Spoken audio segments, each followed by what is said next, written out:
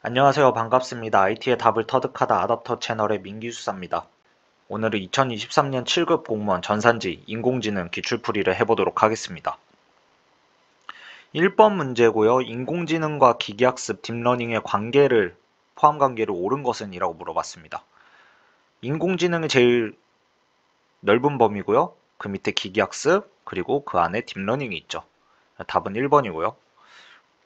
자, 2번 문제는 자연어 처리 도구로 옳지 않은 것은 이라고 물어봤는데 자연어 처리의 가장 기본적인 도구 중에 하나가 트랜스포머죠. 그래서 이 트랜스포머의 구조를 가지고 발전시킨 게 버트랑 GPT가 대표적이고요. 그 오픈 CV는 뭐냐면요. 오픈 CV는 오픈 컴퓨터 비전이라고 해서 오픈 컴퓨터 비전이라고 해서 영상 처리 라이브러리예요. 영상 처리를 할 때 사용하는 오픈 라이브러리입니다. 자연어 처리가 아니라 영상 처리 쪽이죠. 그래서 이번에 답은 4번이에요. 자, 그리고 3번에 약인공지능이랑 강인공지능에 대한 설명으로 옳지 않은 것이라고 물었습니다. 약인공지능이 있고 강인공지능이 있으면요. 약인공지능은요. 1번에 특정 문제를 해결할 수 있는 수준에, 그렇죠. 얘는 특정 문제를 해결할 수가 있어요. 그리고 강인공지능은 인간의 모든 지능적 요소를 가진다. 즉 인간이랑 동등한 친구들이 강인공지능이죠. 그래서 1번, 2번은 다 맞는 말입니다. 3번에 알파고는 강인공지능에 속한다라고 했는데 이거 제가 인공지능 특강에서도 강조했죠. 낚시 많이 한다고. 알파고는요. 바둑에만 한정돼 있죠. 그렇죠? 알파고는 바둑에만 한정되어 있습니다. 그렇기 때문에 강인공지능이 아니라 약인공지능이요. 답은 3번이고요. 4번에 강인공지능은 튜링 테스트를 통과할 수 있다. 튜링 테스트를 통과했다는 건 뭐예요? 인간하고 동등하다라는 거죠. 그렇죠? 그래서 4번도 맞는 겁니다. 그 다음에 또 하나 더 약인공지능, 강인공지능 말고 초인공지능까지 알아두면 좋을 거라고 했어요. 얘는 인간을 뛰어넘은 거죠. 인간을 뛰어넘은 인공지능이고 기술적 특이점이 왔을 때 실현이 가능하다라고 알고 있습니다. 자, 그래서 3번의 답은 3번이고요. 4번에 전문가 시스템을 구성하는 요소가 아닌 것은 했습니다. 인공지능을 계열로 분리를 할 수가 있죠. 그래서 규칙 기반 인공지능이 최초에 인공지능을 발달할 때 시작이 됐고 시대가 발전하면서 연결 기반 인공지능이 들어왔고요. 그 다음에 통계 기반으로 발전을 했습니다. 그래서 규칙 기반 인공지능이 발전하던 시대에 개발된 게 전문가 시스템이라는 거고요. 이 전문가 시스템은 세 가지 구성 요소로 구성이 되어 있습니다. 지식 베이스에 규칙들이 들어가 있고요. 그리고 추론 엔진에 추론 산술로 이 지식 베이스들을 연결을 해줘요. 지식들을 연결을 해주고 그리고 사용자 인터페이스로 사용자와 소통을 합니다. 이 세 가지로 구성이 되어 있는 거예요. 그런 문제를 보면요. 1번에 지식 베이스 맞고요. 사용자 인터페이스 맞아요. 그리고 3번에 추론 엔진 맞습니다. 4번에 자연어 처리 라이브러리는 아니죠.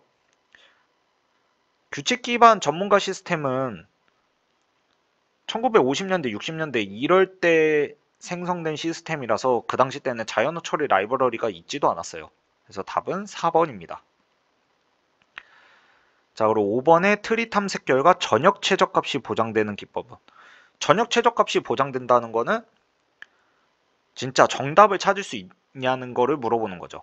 그래서 너비 우선 탐색 같은 경우에는 이렇게 이진 트리가 있다라고 가정을 했을 때 너비 우선 탐색은 이렇게 너비 기준으로 수행을 하는 거죠. 첫 번째, 두 번째, 세 번째 순으로 너비로 탐색을 하는데 이거는 전체 노드를 다 찾을 수 있죠. 전체 노드를 다 들리기 때문에 최적의 값을 찾을 수 있을 겁니다. 그래서 1번이 전역 최저값을 보장하고요. A스타 알고리즘은 간단하게 뭐 비용을 통해서 탐색을 하는데 허용성을 갖지 않는 게 아니라 가져야지만 전역 최저값이 보장이 됩니다. 이 언덕 오르기 기법은요. 이렇게 언덕이 있는 문제가 있으면은 언덕을 올랐는데 전역 최저값은 여기이죠. 근데 여기 로컬 미니마에서 오르고 나서 여기가 정답이구나 라고 판단을 할 수가 있기 때문에 3번도 답이 아니고요. 4번은 탐색 깊이 제한이 있는 깊이 우선 탐색. 깊이 우선 탐색이면은 깊이로 내려가면서 탐색을 하는데 깊이가 제한이 있으니까 모든 노드를 탐색할 수는 없겠죠. 그래서 4번도 틀린 답입니다. 그래서 답은 5번에 1번이 될 거예요. 자, 6번은요. 생성 모델에 대한 설명으로 옳지 않은 것은? 이라고 했습니다. 생성 모델은 흔히 실생활에서 볼 수 있는 게 뭐예요? 딥페이크죠. 네, 딥페이크. 그래서 딥페이크를 볼 수 있는데 1번이 바로 딥페이크를 얘기하는 거죠. 생성 모델을 통해 특정 연령, 성별, 안경 유형과 같은 원하는 속성으로 유명인 얼굴을 밝을 수 있다. 네, 그래서 1번 맞는 말이고요. 그 생성 모델은요. 인코더와 디코더로 구성이 되어 있죠. 인코더와 디코더로 구성이 되어 있는데 그래서 이번에 합성 곱층을 사용해서 진행을 당연히 할 수 있고요. 종류에는요. 크게 두 가지가 있죠. 간이라고 불리는 GAN하고 VAE 두 가지가 있습니다. GAN은요. 판별기가 있고요. 여기선 분별망이라고 얘기했는데 똑같은 말이에요. 그리고 생성망이 있어요. 생성기라고 풀게요. 이 생성기에서 가짜 데이터를 만듭니다. 가짜 데이터를 만들었는데 최초에는 판별기가 이 데이터를 판별을 해요. 판별을 할 때 진짜인지 가짜인지 명확하게 판별을 하다가 생성기가 너무 잘 만들면은 판별을 제대로 못해서 찍기 시작하겠죠. 50대 50으로 찍기 시작할 거라고요. 이게 가장 제대로 학습된 상태입니다. 근데 지금 3번에 뭐라고 했어요? 성공적으로 학습을 완료하면 생성망이 만든 영상을 식별할 수 있다라고 그랬죠. 식별할 수 있는 게 아니라 식별할 수 없는 상태가 성공적으로 학습한 겁니다. 그래서 답은 3번이고요. VAE는 분보를 따르는 새로운 영상을 생성할 수 있다. 이것도 맞는 말이에요. 그래서 답은 3번입니다. 자, 그 다음 7번이고요. 혼동행렬에 대해서 물어봤어요. 혼동행렬에 대해서 물어봤는데 혼동행렬에 나오는 지표와 수식들은 당연히 다 알고 있어야 되죠. 몇 가지 좀 적어볼게요. 일단 정밀도, 프레시전이라 불리는 정밀도는요. 어떻게 될까요? 트루 포지티브 플러스 펄스 포지티브분의 트루 포지티브죠. 그리고 리콜, 재현율이라 부르는 리콜은요.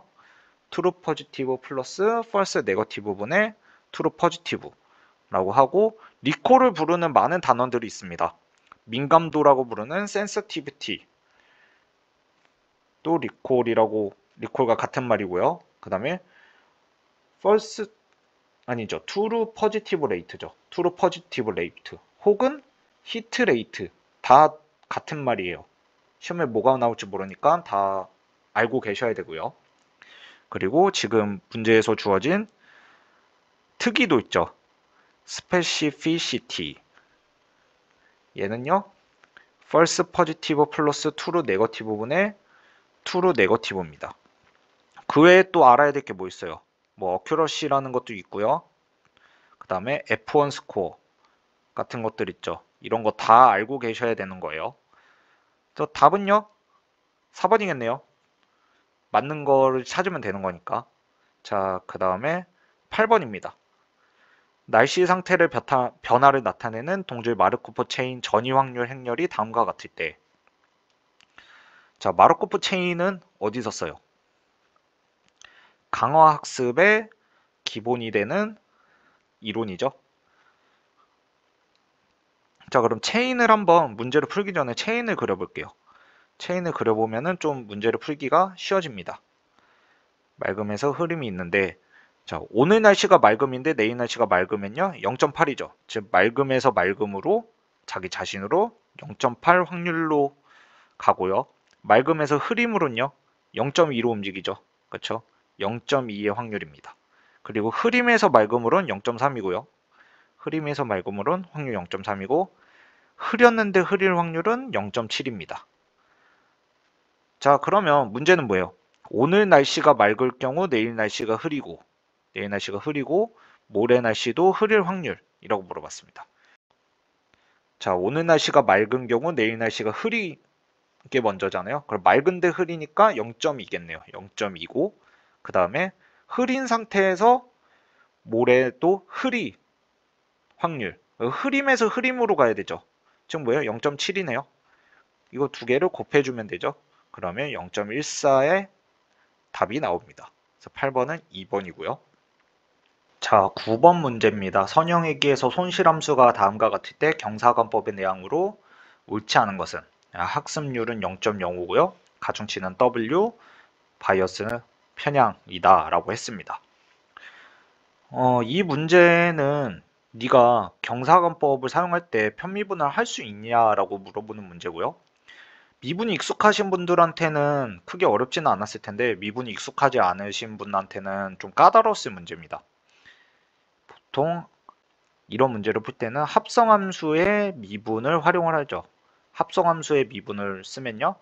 바깥쪽을 미분해주고 그 다음 안쪽을 미분해주는 형태의 공식을 가지고 있죠.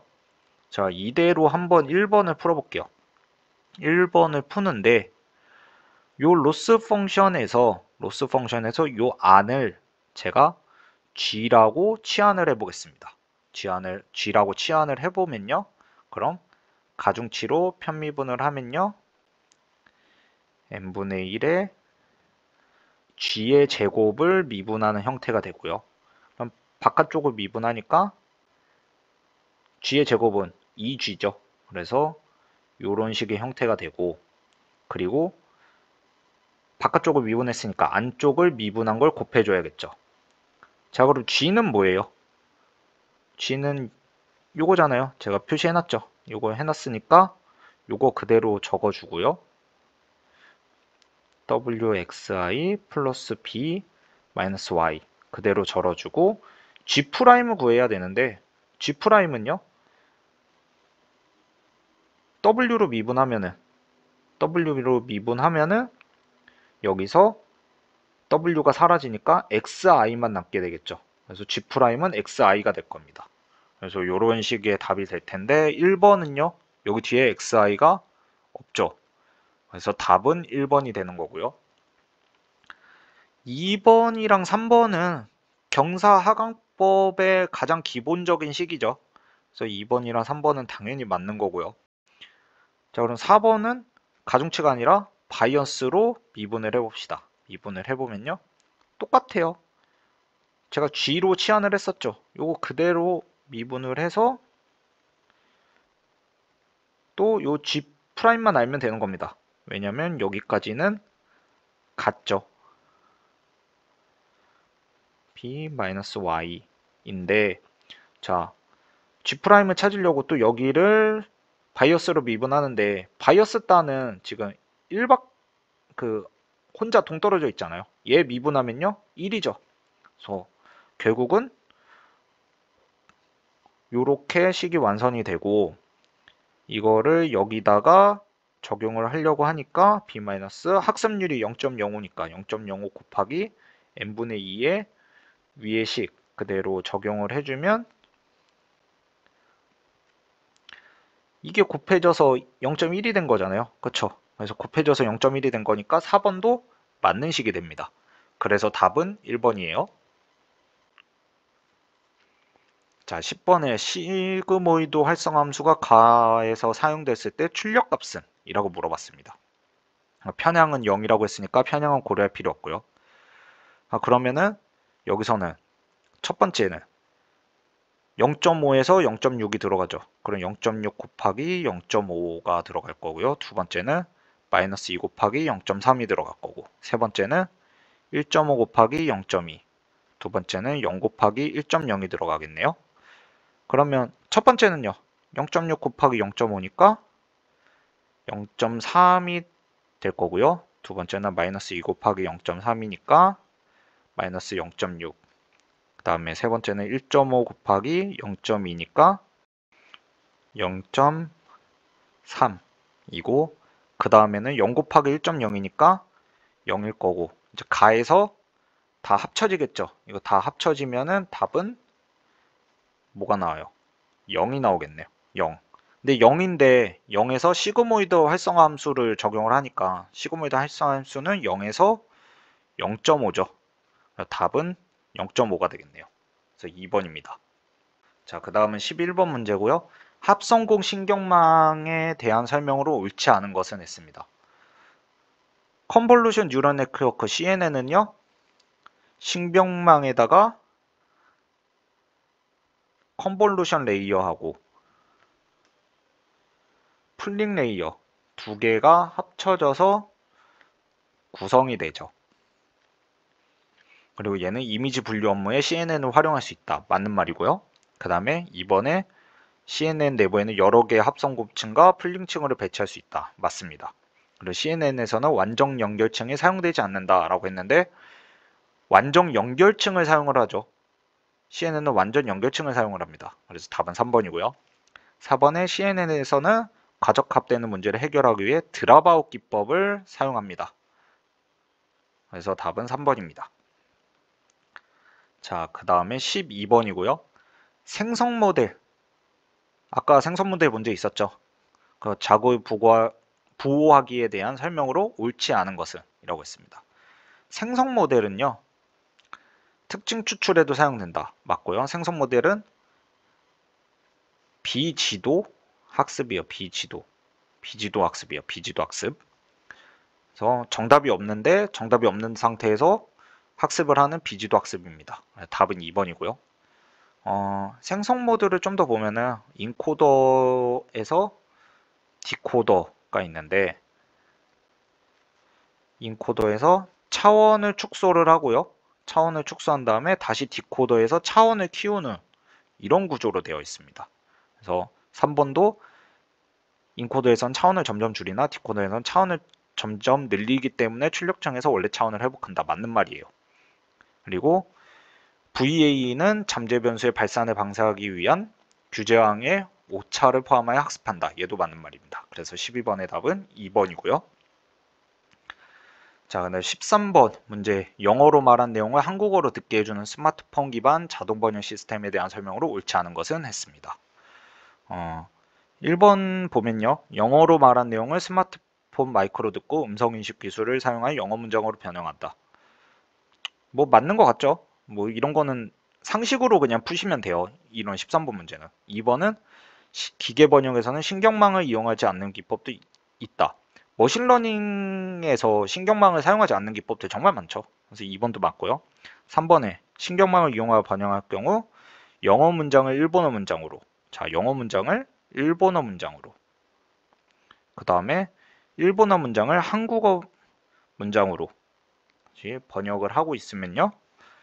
영어, 한국어 문장쌍이 없어도 영어 문장을 한국어 문장으로 번역할 수 있다. 그쵸? 영어를 일본어로 번역했다 한국어로 번역을 하면 되니까 3번도 맞을 것 같아요. 4번은요. 글로 된 한국어 문장을 음성 인식 기술을 통해 한국어 음성으로 변환하고 이 말부터 틀렸죠. 음성 인식 기술은요.